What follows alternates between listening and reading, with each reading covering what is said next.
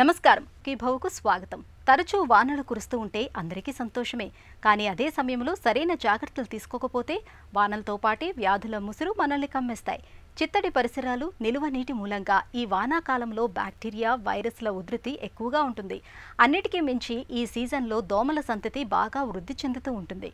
ఓవైపు దోమలు, మరోవైపు హానికారక బ్యాక్టీరియా, వైరస్లు ఇవన్నీ కలగలిసి ఈ వర్ష ఋతువులో మనకు రకరకాల అనారోగ్యాలను తెచ్చిపెడుతూ ఉంటాయి.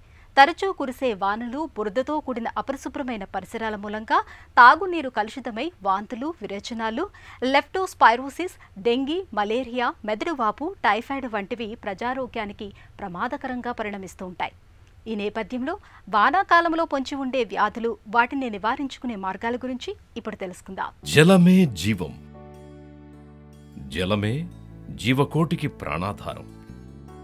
నీరే పైరుకు ప్రాణం పోస్తుంది. నీరే వ్యవసాయానికి ఆధారం. నదులున్న చోటే నాగరికతలు కూడా పురుడు పోసుకుని విలసిల్లాయి. అందుకే నీటిని జీవజలం అంటారు. అయితే ఆ నీరున్న చోట మన ఆరోగ్యానికి హాని చేసే రకరకాల బ్యాక్టీరియాలు, వైరస్లు, ఫంగస్ లాంటి సూక్ష్మజీవులు కూడా పుట్టుకొస్తాయి. ఇక ఇలాంటి సూక్ష్మజీవుల్ని ఒక చోటు నుంచి ఇంకొక చోటికి తరలించే దోమలు, ఈగలు కూడా ఈ నీటిలోనే పెరిగి పెద్దవవుతాయి. అందుకే వానాకాలంలో నీరు పుష్కలంగా ఉండడం వల్ల, ఎక్కడ పడితే అక్కడ నిల్వ ఉండడం వల్ల అనేక రకాల సూక్ష్మజీవులు ప్రాణం పోసుకుని దోమలు, ఈగల ద్వారా మనుషులకు సంక్రమించి రకరకాల విషజ్వరాలను తెచ్చిపెడుతుంటాయి. అంతేకాదు, విస్తారంగా వానలు కురిసే ఈ సీజన్లో లెప్టోస్పైరోసిస్, జపనీస్ ఎన్సెఫలైటిస్ వంటి నరాల జబ్బులు ఉధృతి ఎక్కువగానే ఉంటుందని చెబుతున్నారు డాక్టర్లు. వర్షాకాలంలో వ్యాధులు చాలా ఎక్కువగా చూస్తాం. ఎందుకు అంటే వర్షాకాలంలో మనకి బాగా కనపడేది ఫ్లడింగ్. అంటే విపరీతంగా వానలు పడతాయి. వానలు పడిన తర్వాత చెరువులు, దాని తర్వాత నదులు ఇవన్నీ కొన్నిసార్లు పొంగుతాయి. పొంగుతున్నప్పుడు ఏంటంటే అవి మామూలుగా మిగతా వాటి మీద కూడా, అంటే కూరగాయలని కంటామినేట్ చేసే, కలుషితం చేసే అవకాశం ఉంటుంది. అట్ ద సేమ్ టైం మామూలుగా రెసిడెన్షియల్ ల్యాండ్స్ మీద కూడా వచ్చే అవకాశం ఉంటుంది. ఇలాంటప్పుడు కొన్ని జబ్బులు ఎలా ఉంటాయంటే కొన్నింటికి వెక్టర్స్ ఉంటాయి. అట్ ద సేమ్ టైం కొన్ని యానిమల్స్లో ఈ ఆర్గానిజమ్స్, ఈ వ్యాధులు కలుగజేసే ఆర్గానిజమ్స్ ఏవైతే ఉన్నాయో కొన్ని యానిమల్స్లో ఉంటాయి. వాటి యూరిన్ నుంచి కానీ వీటి నుంచి బయటికి వస్తాయి. సో ఆ యూరిన్ నేల మీద ఉన్నప్పుడు ఈ వాటర్ అంతా ప్రవాహం వల్ల పొంగి పొర్లుతున్నప్పుడు దాని మీద నుంచి వస్తాయి కాబట్టి వాటర్ కలుషితమయ్యే అవకాశం ఉంటుంది. అలాగే ఫుడ్, తినే వస్తువులన్నీ, వెజిటబుల్స్ కావచ్చు, లేకపోతే పళ్ళు కావచ్చు, లేకపోతే మనము ఇంకేదన్నా తింటున్నాము అంటే ఈవెన్ కుకింగ్ చేసిన తర్వాత కూడా కావచ్చు, కలుషితం అయ్యే అవకాశం ఎక్కువ.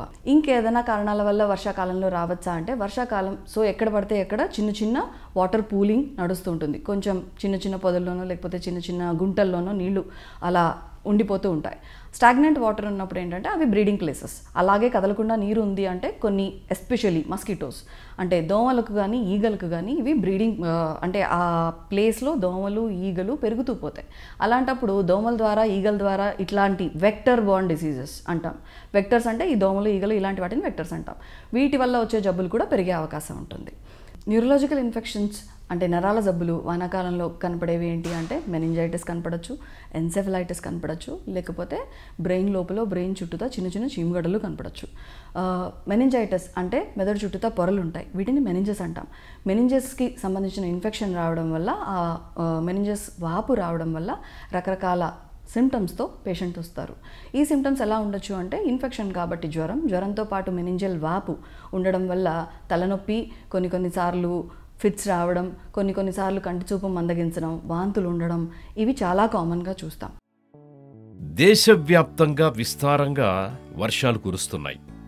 వరదలు బీభత్సం సృష్టిస్తున్నాయి. వర్షాలు, వరదల ముప్పు నేపథ్యంలో అనేక రకాల అంటువ్యాధులు ప్రబలుతున్నాయి. అలాంటి వాటిలో లెప్టోస్పైరోసిస్ ఒకటి. జంతువుల మలమూత్రాల నుంచి లెప్టోస్పైరోసిస్ బ్యాక్టీరియా మనుషులకు సోకే అవకాశాలు ఎక్కువగా ఉన్నాయి. ముఖ్యంగా పాడి రైతులు, పశు వైద్యులతో పాటు జంతువులకు దగ్గరగా ఉండేవారికి, మురుగునీటిలో పనిచేసే వారికి ఈ లెప్టోస్పైరోసిస్ సోకే ప్రమాదం ఎక్కువగా ఉంటుంది. లెప్టోస్పైరోసిస్ బారిన పడ్డప్పుడు సాధారణంగా అకస్మాత్తుగా జ్వరం వస్తుంది. ఆ తరువాత లక్షణాలు క్రమంగా కనిపిస్తాయి. బ్యాక్టీరియా సోకిన వ్యక్తుల్లో జ్వరంతో కూడిన దగ్గు, తలనొప్పి ఉంటాయి. కండరాల నొప్పి, ముఖ్యంగా వెన్నెముక్క, దురదలు, దద్దుర్లు, అతిసారం, వాంతులు, చలి, కళ్ళు ఎర్రబారడం తదితర లక్షణాలు కనిపిస్తుంటాయి. లెప్టోస్పైరోసిస్ తీవ్రమైన కేసుల్లో మరణాలు సంభవించే ప్రమాదం 10 నుంచి 15% మధ్య ఉంది. కాబట్టి లక్షణాలు కనిపిస్తున్నప్పుడు నిర్లక్ష్యం చేయకుండా డాక్టర్ని సంప్రదించాలి. సకాలంలో చికిత్స అందిస్తే లెప్టోస్పైరోసిస్ నుంచి తేలిగ్గానే బయటపడొచ్చు. లెప్టోస్పైరోసిస్ ఇంకొక జబ్బు. ఈ టైంలో వర్షాకాలంలో మెదడుకి ఎఫెక్ట్ చేసే అవకాశం ఉంటుంది. మెదడు అనే కాదు, నాడీ వ్యవస్థలో రకరకాల ప్లేసెస్లో కూడా ఎఫెక్ట్ చేస్తుంది లెప్టోస్పైరోసిస్. లెప్టోస్పైరోసిస్ రెగ్యులర్గా బ్రెయిన్ దాకా వెళ్ళట్లేదు, or central nervous system, peripheral nervous system దాకా వెళ్ళట్లేదు అంటే అగైన్ వీళ్ళలో మేము చూసేది జ్వరం, తర్వాత తలనొప్పి, మయాల్జియాస్ అంటే మజిల్కి బాగా పెయిన్స్ అనిపించడం, ఒళ్ళంతా నొప్పులు అనిపించడం, వీటితో పాటు ర్యాష్ కనపడుతుంది, దద్దుర్లు కనపడతాయి. సివియర్ కేసెస్లో చర్మం కింద చిన్న చిన్న బ్లీడింగ్ స్పాట్స్, పెటెకియల్ ర్యాష్ అంటాం, ఇది కూడా కనపడవచ్చు. ఒకవేళ కాంప్లికేట్ అయింది అనే కేసుకి అయితే మాత్రం కాంప్లికేషన్స్ ఎలా ఉండొచ్చు అంటే కిడ్నీ ఇన్వాల్వ్మెంట్, లివర్ ఇన్వాల్వ్మెంట్ చాలా సివియర్గా వస్తాయి. Almost kidney failure and liver failure కూడా వచ్చే అవకాశం ఉంది ప్రాపర్ టైంలో ట్రీట్మెంట్ ఇవ్వకపోతే. లెప్టోస్పైరోసిస్ ఎలాగ స్ప్రెడ్ అవుతుంది అంటే ఇందాక చెప్పాను, కొన్ని యానిమల్స్లో రిజర్వాయర్స్ లాగా, ఈ ఆర్గానిజమ్స్ కొన్ని యానిమల్స్ని రిజర్వాయర్ లాగా ఎంచుకుంటాయి, అంటే ఆ యానిమల్స్లో ఉంటాయి. ఎస్పెషల్లీ లెప్టోస్పైరా జంతువుల్లోని కిడ్నీస్లో ఎక్కువ కాన్సన్ట్రేట్ అవుతుంది. సో ఆ జంతువుల నుంచి యూరిన్ అవుతున్నప్పుడు ఆ యూరిన్లో ఈ లెప్టోస్పైరా బయటికి వచ్చేస్తుంది బాడీ నుంచి. అలాంటి కేసెస్లో మనకి ఈ ప్రవాహాల వల్ల, వీటి వల్ల ఈ యూరిన్ మీద ఈ వాటర్ వెళ్తున్నప్పుడు ఆర్ ఫుడ్ డైరెక్ట్గా ఫుడ్ ప్రొడక్ట్స్ అన్నీ కలుషితం అవుతున్నప్పుడు లెప్టోస్పైరోసిస్ వస్తుంది. లెప్టోస్పైరోసిస్ ప్రధాన రిజర్వాయర్స్ మేము చెప్పేది ర్యాట్స్, కొన్ని కేసెస్లో బ్యాట్స్ కూడా ఉంటాయి. బట్ ర్యాట్స్ కామన్ రిజర్వాయర్ లెప్టోస్పైరోసిస్కి. ఇది నాడీ వ్యవస్థని ఇన్వాల్వ్ చేస్తే ఏమేమి రావచ్చు, ఆల్మోస్ట్ అన్ని ఏరియాస్ లెప్టోస్పైరోసిస్కి ఇన్వాల్వ్ అవుతాయి. బ్రెయిన్లో రకరకాల ప్రాబ్లమ్స్, దాని తర్వాత వెన్నుపూస మైలైటిస్, దాని తర్వాత రాడికులైటిస్, మైలో రాడికులైటిస్, గిల్లెన్ బారే సిండ్రోమ్, ఇవన్నీ కనపడతాయి. లెప్టోస్పైరోసిస్కి కూడా బ్లడ్ ఇన్వెస్టిగేషన్స్తోనే నిర్ధారణ చేసుకుంటాం. బ్లడ్ ఇన్వెస్టిగేషన్స్ రకరకాల ఆప్షన్స్ ఉన్నాయి. IgM ఎలైసా కావచ్చు, లేకపోతే మైక్రోఅగ్లూటినేషన్ కావచ్చు. దీని తర్వాత కొన్ని కేసెస్లో ప్లస్ ఆర్ మైనస్ PCR కూడా వాడతాం.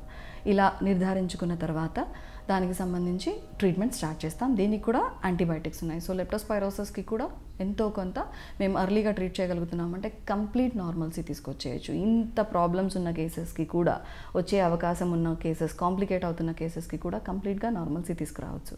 సో ఇలాంటి లక్షణాలు ఏమైనా కనబడుతున్నాయి అంటే ఇమ్మీడియట్గా డాక్టర్ దగ్గరికి వస్తే, ఒకసారి డయాగ్నోసిస్ అయిన తర్వాత ఎట్ ద ఎర్లియస్ట్ మీకు ట్రీట్మెంట్ స్టార్ట్ అవుతుంది.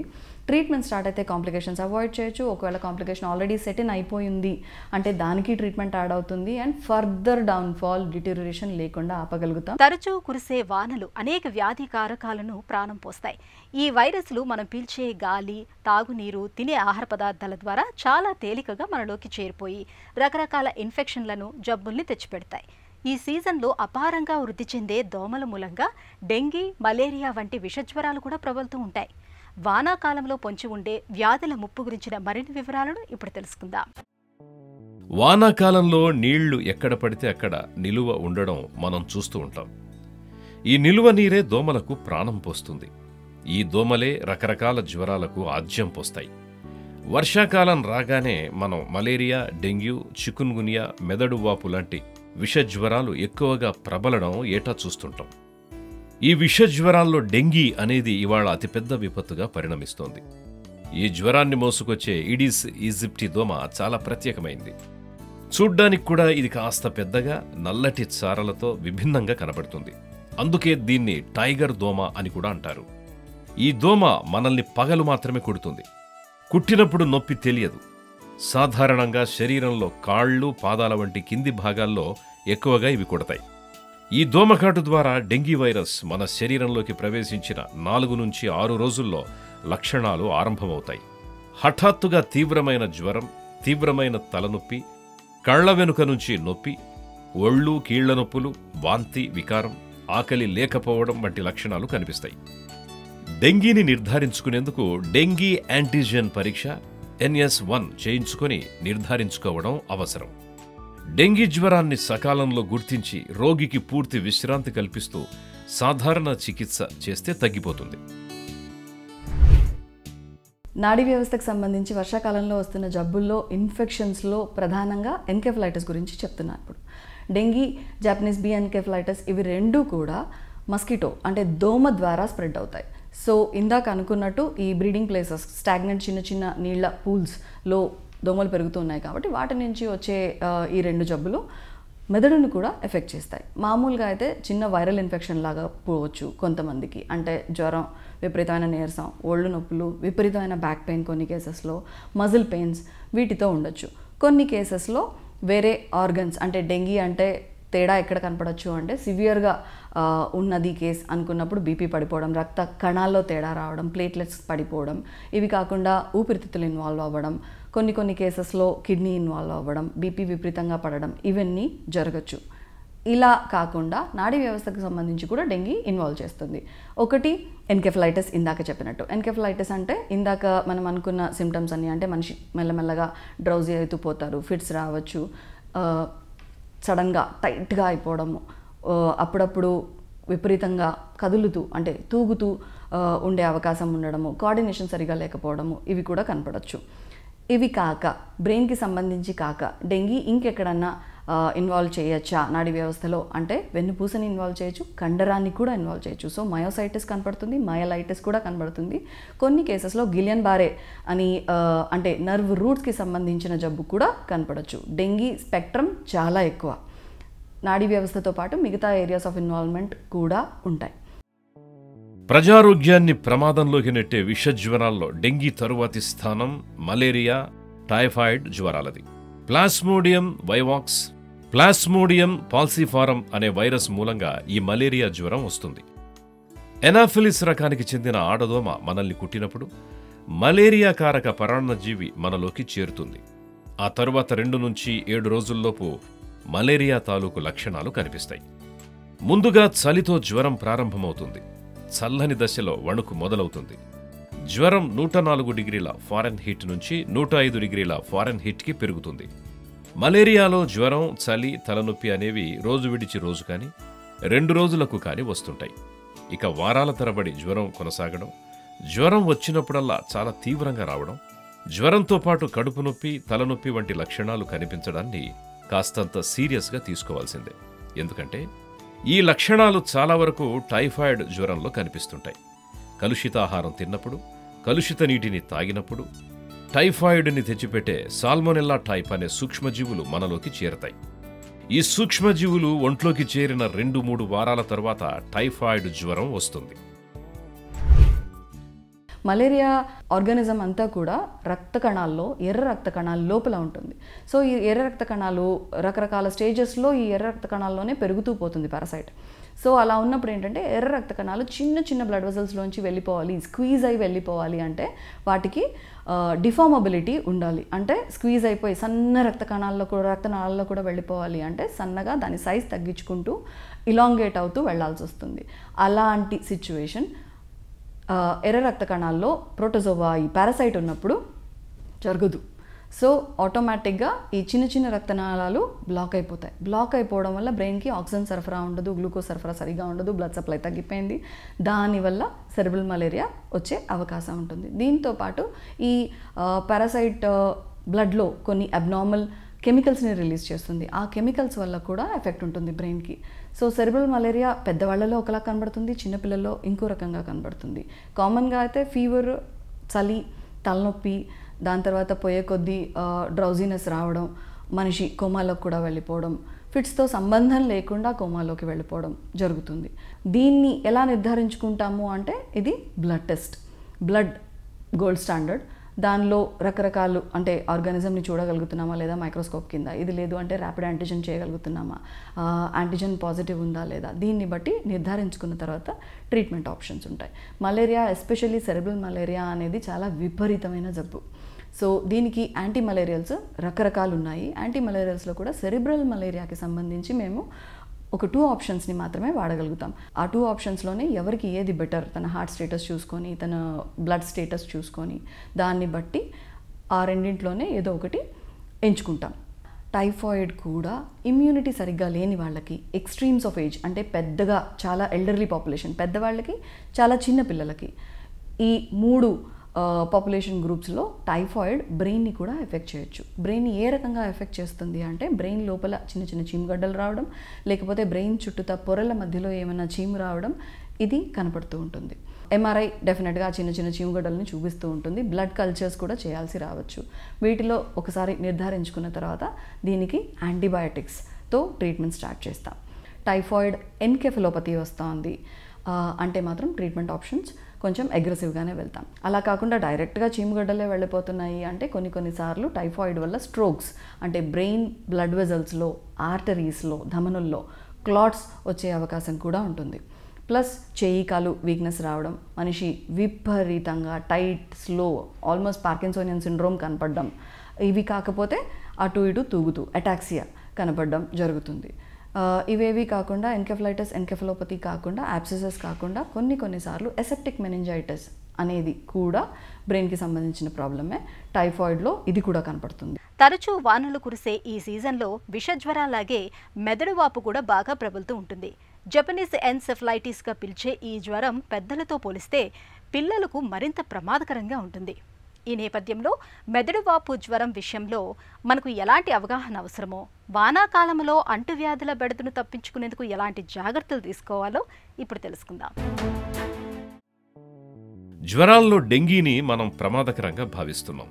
కానీ దీనికంటే ప్రమాదకరమైంది, ఏ కాస్త ఆలస్యం చేసినా ప్రాణాలకు ముప్పుగా పరిణమించేది మరొకటి ఉంది. దాని పేరే జపనీస్ ఎన్సెఫలైటిస్. వాడుకలో మెదడు వాపుగా పిలిచే ఈ జ్వరం పిల్లలకి చాలా ప్రాణాంతకంగా ఉంటుంది. మెదడు వాపును తెచ్చిపెట్టే జపనీస్ బి వైరస్ ఎక్కువగా పక్షులు, పందులు, ఎలుకలు వంటి జీవుల్లో నిక్షిప్తమై ఉంది. ఈ జీవులను కుట్టిన దోమ తిరిగి మనల్ని కుట్టినప్పుడు ఆ వైరస్ మన శరీరంలోకి ప్రవేశిస్తుంది. దీని కారణంగా మెదడులోని కణజాలం వాపుకు గురై మెదడు వాపు వ్యాధి సంక్రమిస్తుంది.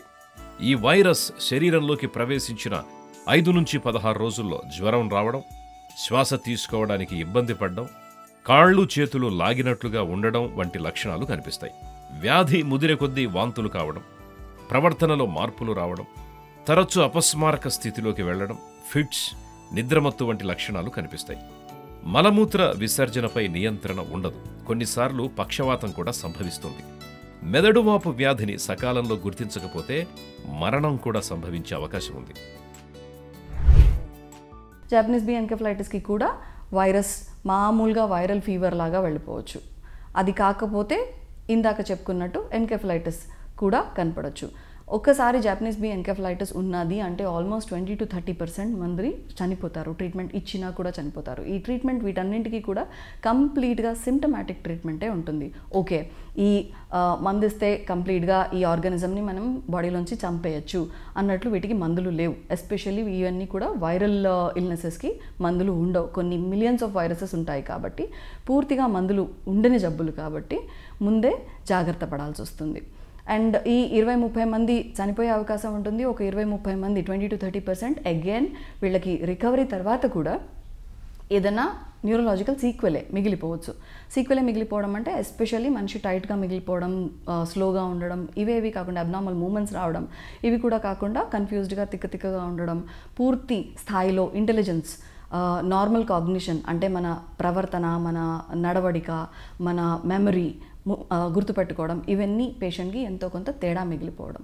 సో వీటన్నింటికి సీక్వెలే అంటే జబ్బు తగ్గిపోయిన తర్వాత కూడా ఎంతో కొంత ప్రాబ్లం మిగిలిపోయే అవకాశం ఉంది. కాబట్టి ముందుగానే ప్రివెన్షన్, జబ్బు రాకుండా చూసుకోవడమే ఇంపార్టెంట్.